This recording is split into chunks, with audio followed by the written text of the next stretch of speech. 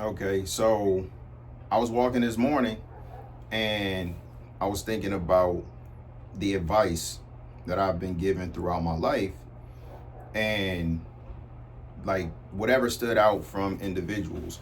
Because as I started thinking about it, it was ironic. Now, I do want to say this before I get into this. I understand that every piece of advice that everybody ever gave me is not something that I remember. So I'm only speaking on the things that I do remember and the things that have had an impact in my life and me becoming the person that I am and some of the decisions I made over the years, so on and so forth. Okay. So with that being said, I never really had a rebellious spirit. So the things that people told me, I did take to heart. But when I kind of dig through it, the lessons that were taught, like it's maybe one or two from each person that still like is with me now. It's certain things that were modeled by a lot of different people. So, I see those things and those things are a big part of me, but it wasn't like a piece of advice that one person gave me. It's just something that a lot of people showed me. So, I guess to get through this, because I don't want it to be too long, I'm gonna try to just go through real quick as far as. So let me start with my parents, and I'll start with my dad. So, what did I take away? My biggest takeaway from what my dad tried to teach me about life. I think the biggest thing, and most people that know my dad would agree, uh, my dad was the person that taught me that you can do whatever you want to do as long as you're willing to deal with the consequences. Like, that's all it comes down to. Whatever you want to, if it's important enough for you to do whatever and you're willing to deal with the consequence, whether that's good or bad, you can do whatever you want to do. Okay? So that's one thing from my dad. Uh, Another thing from my dad was like respect. They don't allow nobody to disrespect you, right? Like at a certain point, you have to be willing to fight, defend yourself, whatever the case is. And so, I'm not gonna let nobody run over me. Um, what else? When I moved with my dad, the biggest lesson from that entire time was he was constantly trying to prepare me to be a man, and not just get older, but to be a man from the standpoint of I knew how to do everything that I needed to do to make it in the world. I knew how to make money, legally and illegally. Not that he taught me none illegal, but I saw a lot of stuff. Knew how to make money, know how to take care of myself physically, whether I did it or not. That's something that he tried to instill. I saw my dad working out, doing his little home workouts all the time.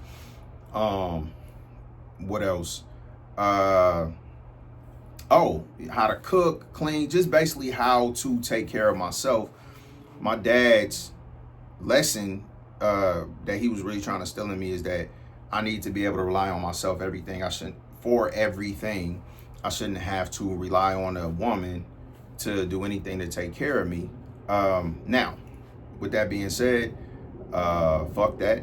Like I want a wife, all that stuff. Like it is what it is. But I'm just saying this is what I was taught. So those are the primary lessons I could think of that my dad told me. My mom, ironically, is really not as many. But I do remember one time my mom having me and my siblings in the kitchen, and I probably recorded about this before, but it was a pineapple upside down cake. In the way that she cut it, the smallest piece had the most stuff on it, the middle piece, and then the big piece had the least amount. So it was like the lesson was the biggest thing is not always the best thing. Um, Obviously, my mom is the first person that I identify as far as instilling the importance of faith in me. So those are the things I got from my mom. So then we'll go to the siblings. Um, Honestly, I can't identify one thing that I took from Crystal or Crystal told me, but I know that relationship was something that showed me there is somebody that loves you unconditionally, that you can talk to about anything, that will always be there for you. So that's what I got from Crystal. Devin, I know we had a lot of different conversations. I think it's a lot of things I took away from our interaction or my observation of him. But as far as him telling me anything, now this is a situation where I didn't listen to the advice, right? So when I moved to Vegas, Devin told me to take my custody agreement and go get it registered in Nevada because it was done in Missouri and I didn't do it. And now my kids across the country. So I should have listened. I didn't. So that's the immediate family right there.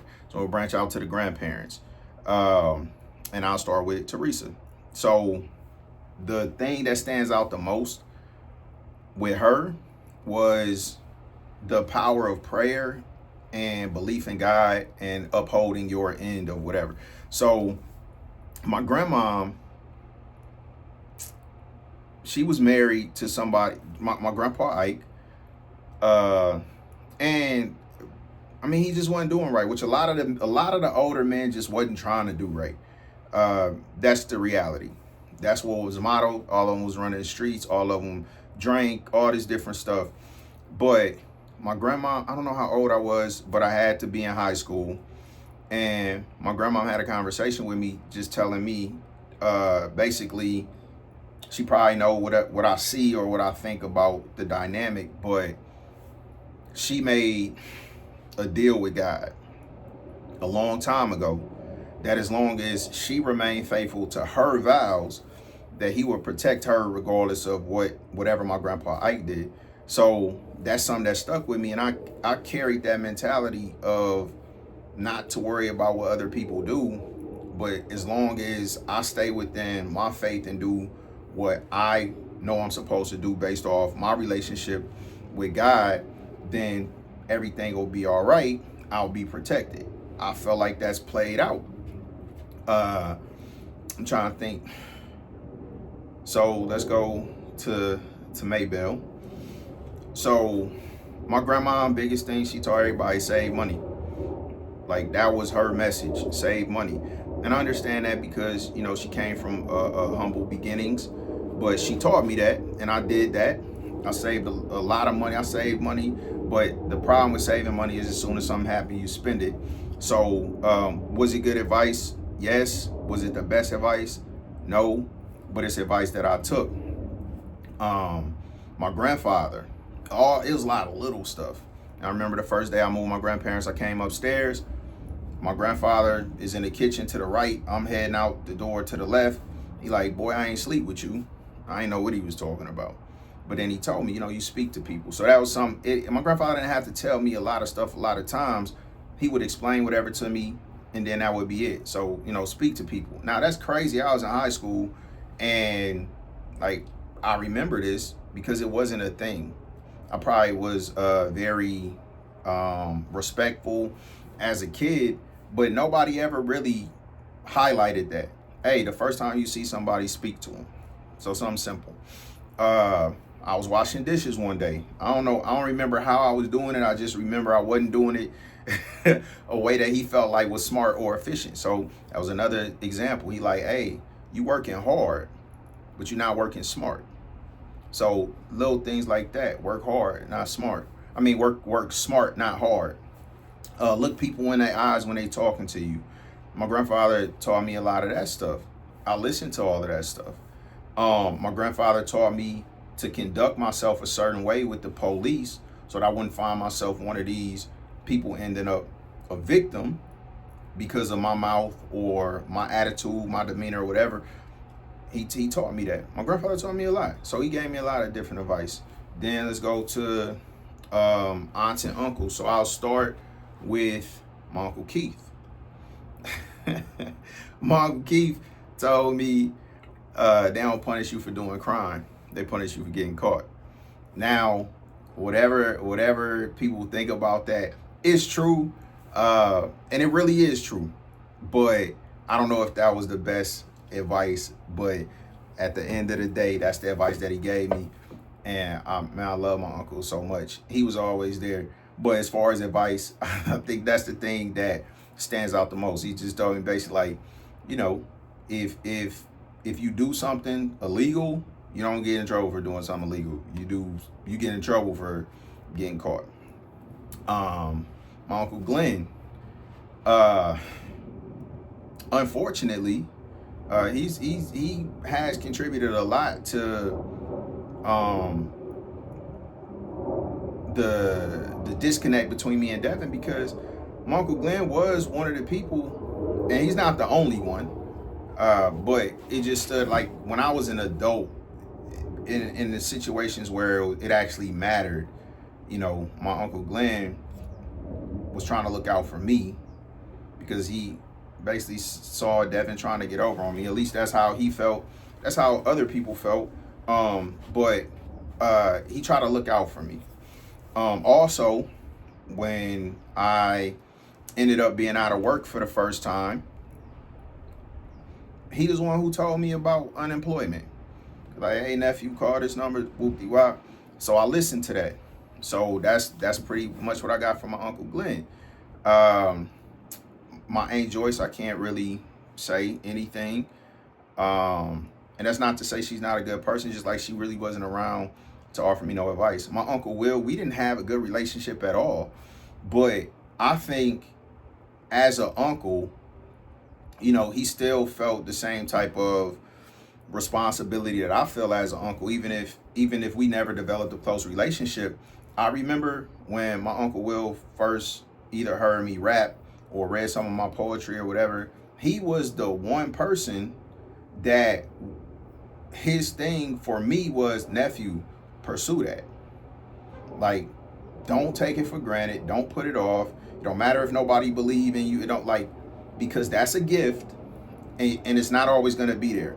And if you don't pursue it and you lose it, you're going to regret that. So again, he gave me advice I didn't listen to. I didn't pursue music. I didn't pursue poetry. Like, I was worried about living life. But he did give me that advice. Let's see, who else? My Uncle Lonzo. So when I went into the military, he called me. We had a conversation. He said, let me tell you, nephew, you know, don't try to be a tough guy. If it's something wrong with you, go to sick call, get it treated, get it addressed, have it documented, all of that stuff. And because I listen to him, I have my disability. Because if I didn't, I'm sure I'd be going through the stuff that a lot of other veterans are going through. So it's more people, but I don't want to keep rambling. But the point is, the adults in my life, the advice that they gave me, I listened to all of it. And then through my experience, I learned other things to apply to the way I think and behave. So I want to make sure that I pass on the best advice that I can to whoever want to get advice from me. But obviously, primarily my kids. But I just think about the fact that of all of those people, and I'm sure they taught me a lot of stuff, but as far as things that stand out, those are the things that stand out that those people taught me about. And it's not that much stuff. It's like one or two things from each person. But like I said, it take a village. So applying those things and plugging them in to create me, it comes from a lot of different influences. And that's the case with everybody. So, yeah, I took the advice that I got, the advice that I didn't take. I don't necessarily regret, but I see how it was good advice, even though I didn't take it. My Uncle Will advice was good. I didn't take it. Devin's advice was good. I didn't take it. But I didn't take advice from the people that I didn't have a good relationship with, right? So it don't matter how much advice I got to give. It don't matter how much knowledge or wisdom or anything else that I want to share. It doesn't matter if the people don't want to listen to me. The people don't want to talk to me. I don't have relations, because I realize nobody gonna listen to nobody they don't like. So Yeah, my goal is not to make my kids like me or other people like me, but again, it is to be a good person. And if I become the person that I believe I will become, that I'm working towards, uh, then hopefully people will listen, because everything that people told me for my benefit worked out for my benefit. And everything that people told me that would have been to my benefit, I can clearly see how it would have been had I listened, but I didn't listen. And I didn't listen because we didn't have those type of relationships. And I'm trying to make sure I don't repeat those mistakes.